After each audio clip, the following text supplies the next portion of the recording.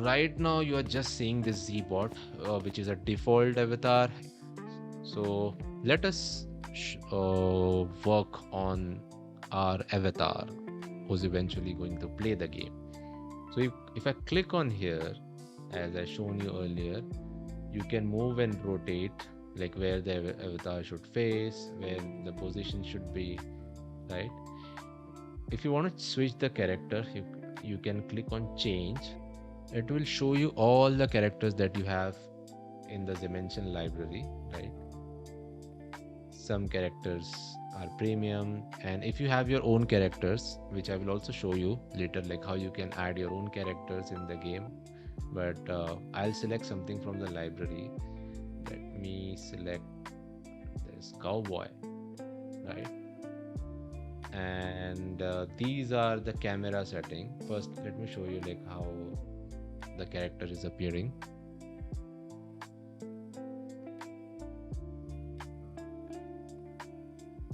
Okay, so now you can see, now the cowboy is selected. All right.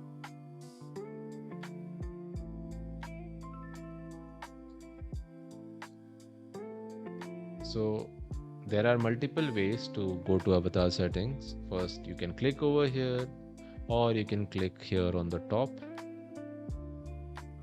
You have this camera mode. So here right now it's FPP and TPP together. Like you can switch between the camera modes. I will show you like how you can switch, and if you trigger any of these, like if you select either FPP or TPP, then character won't be able, like user won't be able to switch the camera in between the game. Right now both options are available.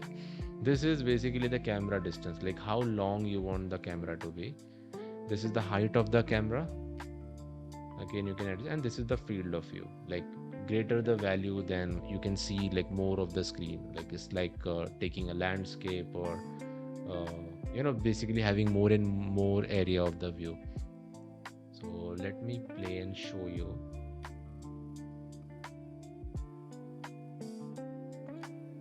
You can see the field of view has increased considerably. Also the camera zoom and everything. Yeah, I forgot to show you, like if you press T on your keyboard, it's gonna switch to first person.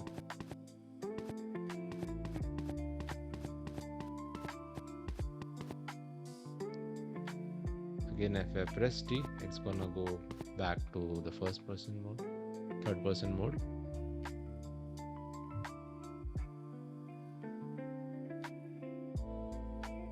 Again, I'll switch to avatar setting, and then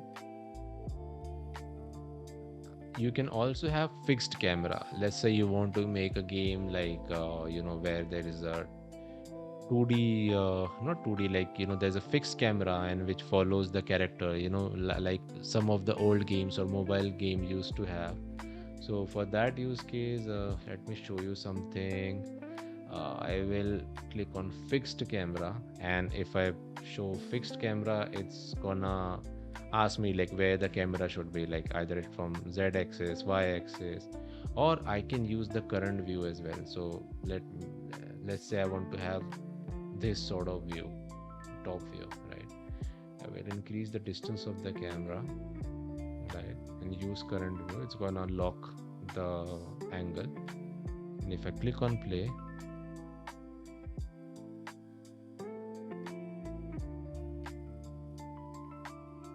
you can see now I'm no longer able to move the camera.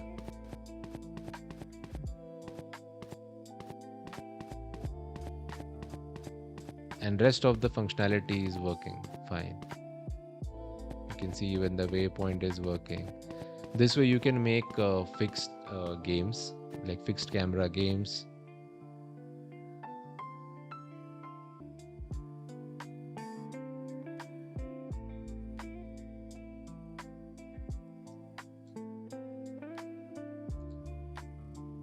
But I don't want fixed camera as of now. Yeah, the 2D mode is there, like it's basically it just locks the lateral movement. It like character can only move in one direction. either this and that. So if you're making a 2D platformer, this is an experimental feature, by the way. Some of the it may give issues in some controllers and stuff, but yeah. So if you want to show the health of the player, right, so you can turn this thing on, and you can also adjust like what should be the maximum health of the player, and then our default events of player dying and all will come into picture. Then we have jump. So you can increase the height of the jump or turn off the jump altogether, and also increase the sprint. And you can also have auto sprint. So basically, when you press shift, the character will start running. Otherwise, character like the player will walk. And if you turn on auto spin, which is a very helpful feature when you're developing for the mobile phones and high pace game, then the character will keep running. So let's try our mutated settings for the avatar.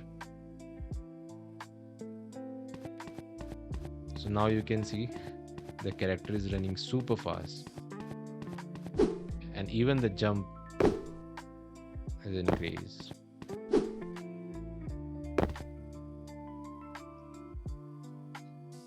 So again, I go to avatar setting, I reduce the distance, and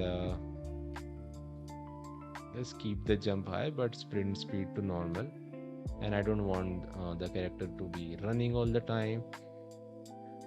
Now let us keep this as FPP, just to show you like this time you'll not be able to switch to third person. So if you're making a first person game, like make sure you have that FPP enabled. So now you can see my sprint speed is still super, but yeah, if I'm pressing T, I'm not able to switch the camera, right? Now let us make some health related things. I want let me add couple of things. Let's say if I collide with this spikes, right, my character will die. And let's say there is some hostile potion which will reduce my health.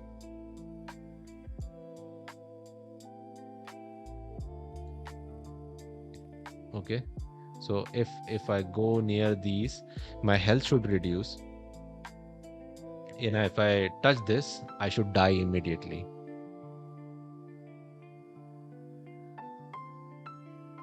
So if I want my avatar to die when I collide with this, again I will go back to on collide avatar, and I will select a default option called player dead, and on collide of these potions, I will go to on collide events, and I can select some default event called reduce health 10, and maybe this one I will add reduce health 50.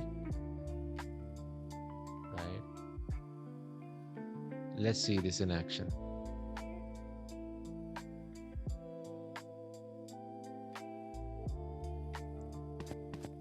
That's too fast. So if my character, for that I think moving to third person will be better for. Okay, so if I go near this, that's how easy to make your player die. The die screen will come, and keep an eye on the health bar that is being shown on the top. You can see if I'm colliding,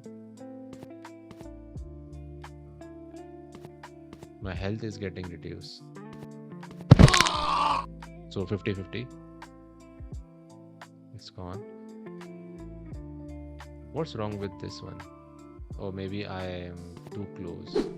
Yeah, if I jump, you can see my health is getting reduced by 10 units. And when it reaches where 0, the character will die.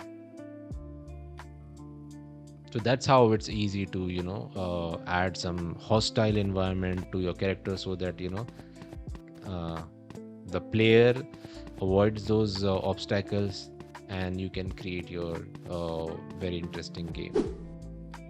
Okay, let's try one more time. All right, so the next thing that we can take is the torch.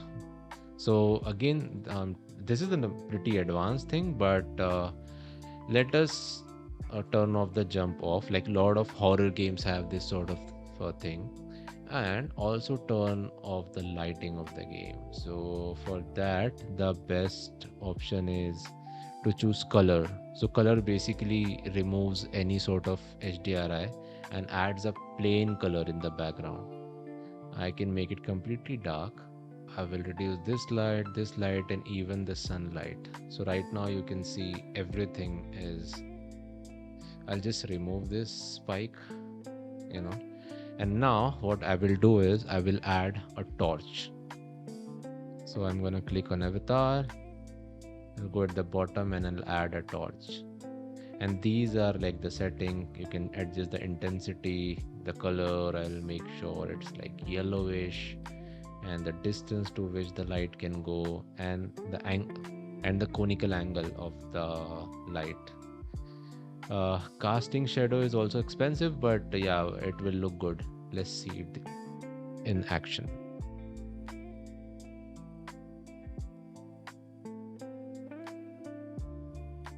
Okay, now the character has light.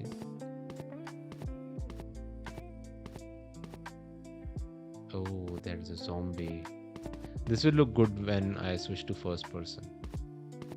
Now we have that horror game feeling.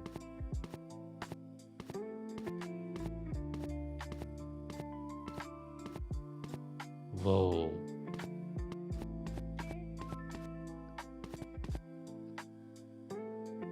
So this way you can add torch and make horror games. You can also increase the lighting.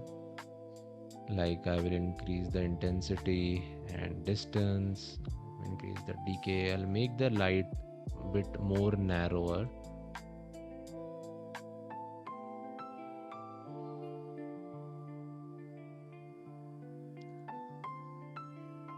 Okay, switch to first person. Now you can see the angle has reduced.